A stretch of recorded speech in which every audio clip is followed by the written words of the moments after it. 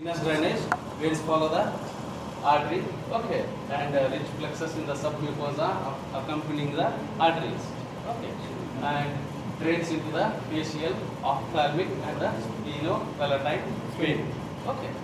Veins follow the artery, Yes. okay, and about the lymphatic drainage, the vestibule drains into the submandibular group of lymph node, and rest of the cavity drains into the upper cervical lymph node. Okay, upper cervical lymph node. This is about the lymphatic drainage. Next is functions of the nose and nasal cavity. Already we have discussed. Air conditioning, warming, cleaning, and purifying the inhaled air, isn't it? And add resonance to the voice due to presence of the air chamber, isn't it? And the vocal sounds are also produced. What do you mean by resonance of your voice? Resonance, like echoing, like resonance. Yes. So resembles that. In air medium, resonance. Yes. It's a product from Yes, yes. So extra sound like resonance. And vocal sounds also produced in the nasal cavity, thus aiding into the vocalization. Nasal singer, like, isn't it? From the nose. Yes. Somebody, they will sing, isn't it? Nasal singers. So involved in the special sense of the smell. So these are the functions of the nose and nasal cavity. Okay, is it clear? Yeah, clear. Next is the paranasal sinuses. Which topic it is? Yes. According to your timetable, they have put all these things: nose, isn't it? Nasal cavity, paranasal sinus, nasopharynx, everything in one lecture. What to do? So the paranasal sinuses. So these are the air-filled cavity located in the bones around the nasal cavity. So this is supposed to be the nasal cavity. Around the nasal cavity, these air-filled spaces are present in the skull bone. Okay, and these are the ethmoid, sphenoid, and the frontal bone and the maxilla bone. Okay, so in these bones, the cavities are present. Those are called the paranasal sinuses, and which are lined by respiratory mucosa. Same thing, nasal cavity along with that. Okay, and drains into the nasal cavity, the relatively small apertures, and drainage of the sinuses mainly depends on the movement of the cilia, which propel the mucus towards the opening in the nasal cavity. So because of the presence of the cilia, the mucus, it moves forwards, okay, ultimately to the pharynx, will engulf the mucosa. Okay.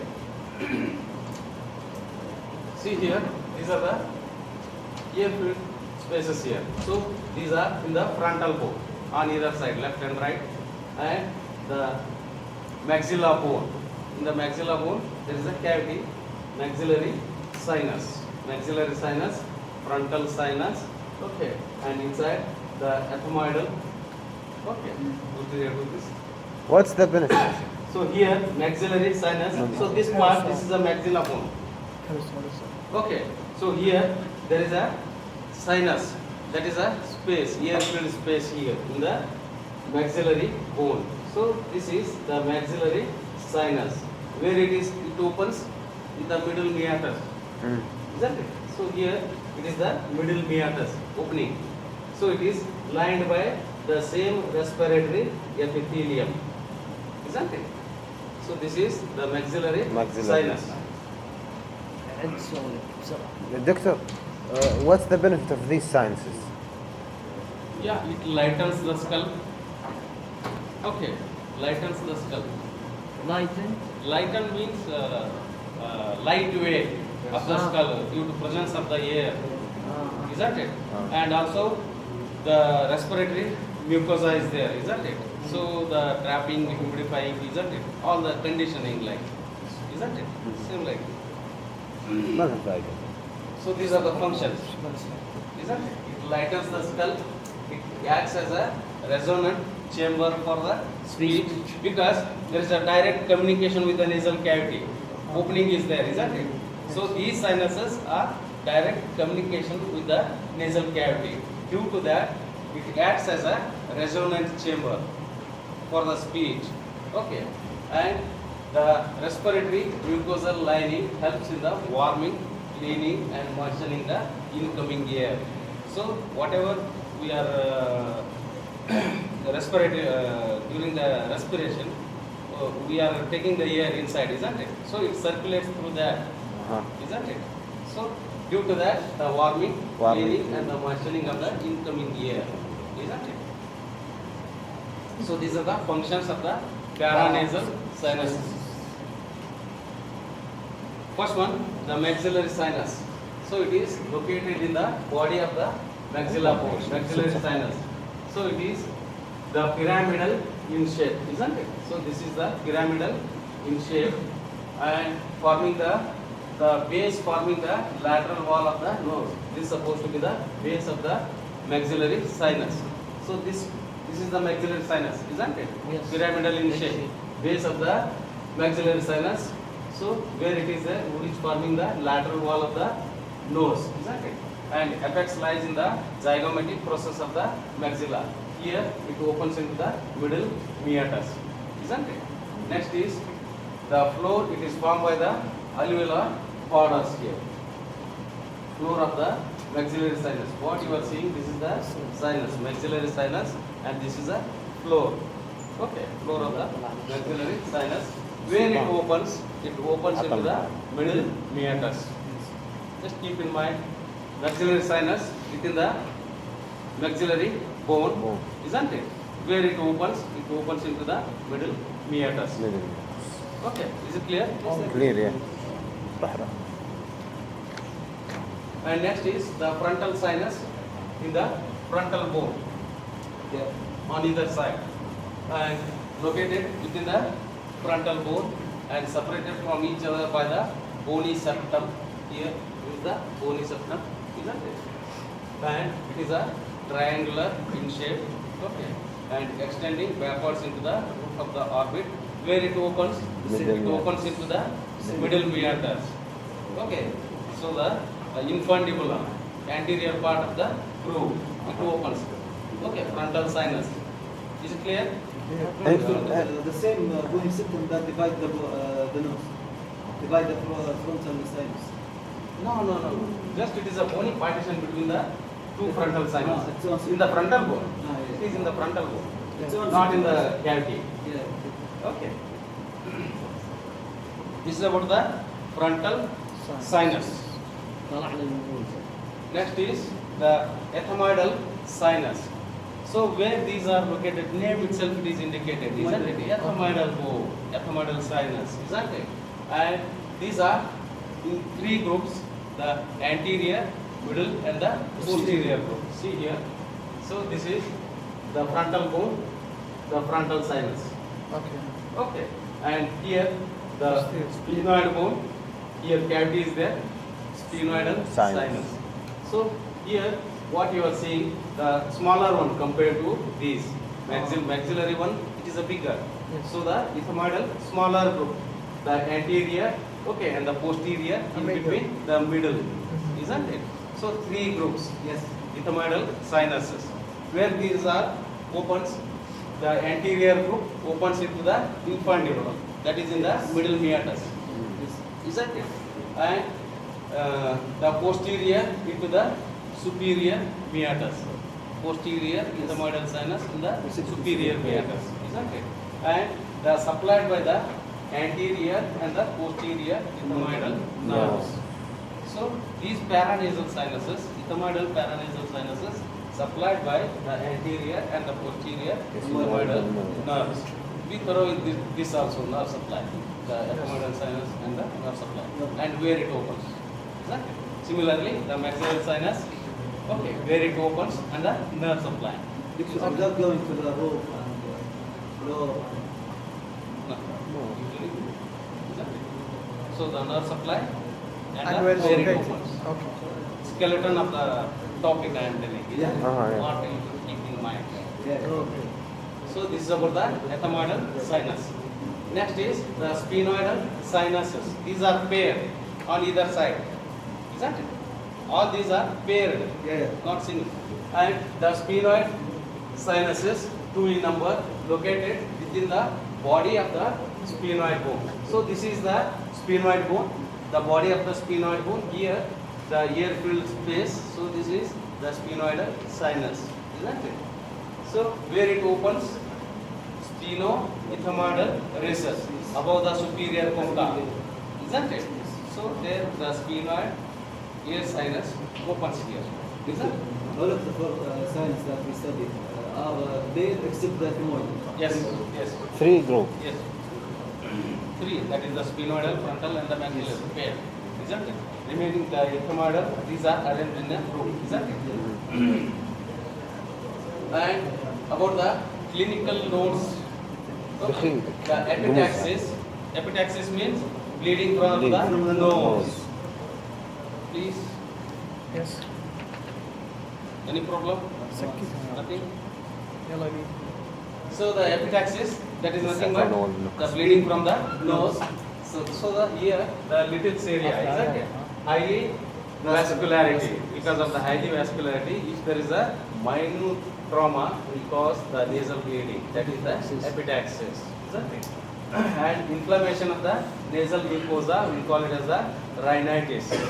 Cold, common cold, isn't it? Inflammation. And due to that, there will be a congestion, excessive production of the mucus, leading to the post-nasal drip, isn't it? In rhinitis patient, isn't it? Common cold. And infection of the nasal cavity may extend to the paranasal sinus, because these are communicating. Yes, isn't Ah, it? okay. Opens there, isn't it? Yes. Easily the infection may spread into the paranasal sinus and the nasolacrimal duct, isn't it? And inflammation of the mucosa of the sinuses. Inflammation of the mucosa of the sinuses, Yes. we'll call it as the sinusitis. Yes. Inflammation of the sinusitis. So in the sinusitis patient, if you press the maxillary area here, that will cause a pain. Sinusitis. So this is about this. And the infection of the frontal anterior ethmoidal sinus can easily spread to maxillary sinus. Why? Those are common opening there in the middle meatus. All the sinuses opening there, Yes. isn't it? And the infection of the upper teeth can lead to the infection of the maxillary sinus, because so this maxillary sinus, it is closed with the alveolar sockets, isn't it? In the maxilla. Yes. Okay. And the extraction of the infected upper tooth may result in the fistula, direct communication between the oral cavity and the maxillary sinus, isn't it? And the maxillary sinus is the most common site of the infection. See here, so this is the infected part of the maxilla, left side. Yes. Okay, maxillary sinus infected, isn't it? So it is most commonly infected, maxillary sinus. Okay.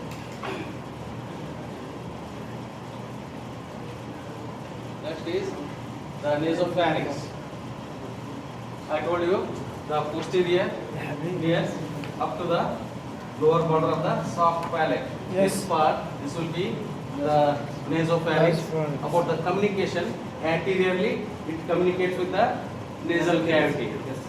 Only the air is traveling in this, isn't it? Nasopharynx. Whereas this part, this will be the oropharynx, isn't it? Yeah. So here, both the air and the food passes through this common pathway for the food and the air, oropharynx.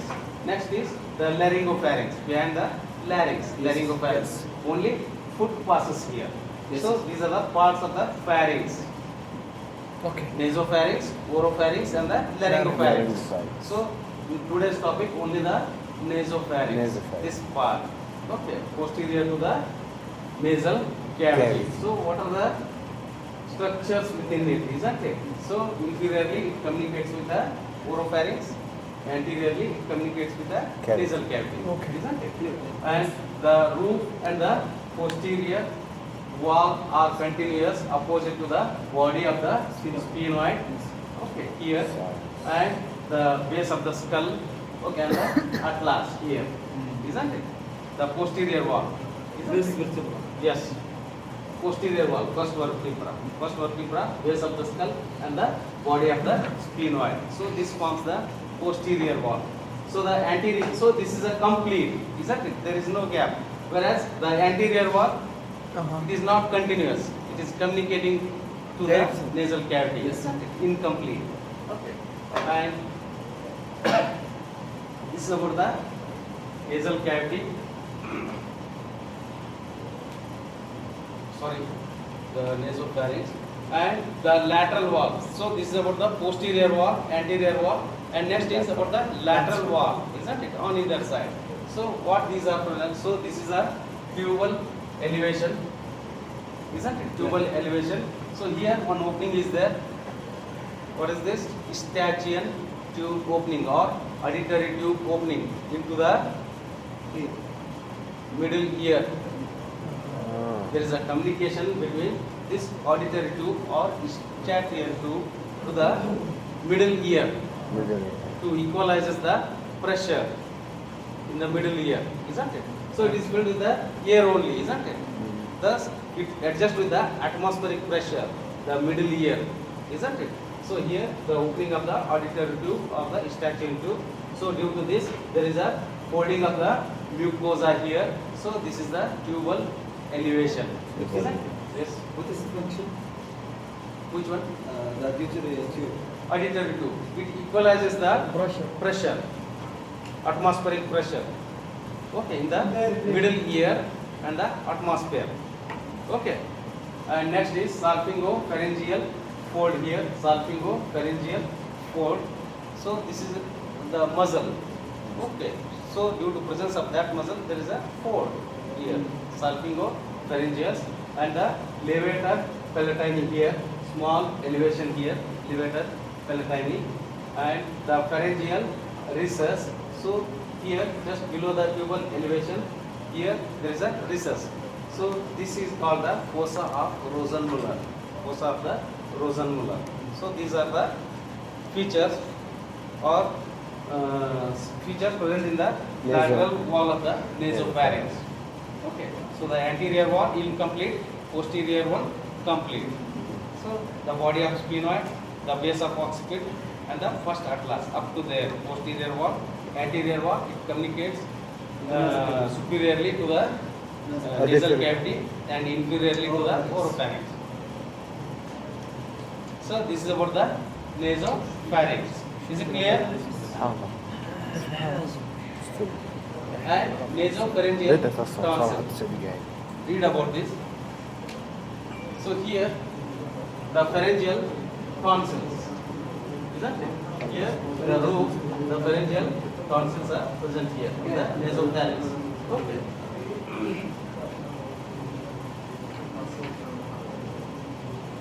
So nasopharyngeal tonsil, it is formed by the aggregation of the lymphoid tissue beneath the mucous membrane. Isn't it? The present in the internal aspect of the roof of the posterior wall of the nasopharynx. Isn't it? I have shown you. And the more prominent in the children and atrophies in the adult. So which are called the adenoids. Isn't it? Yes. The Waldeyer tree. Isn't it? So in the oral cavity, the palatine tonsil, pharyngeal tonsil, it is like that. Waldeyer tree. Okay. So this is about the nasopharynx. Is it clear? Yeah. This is about the class. أشكرك.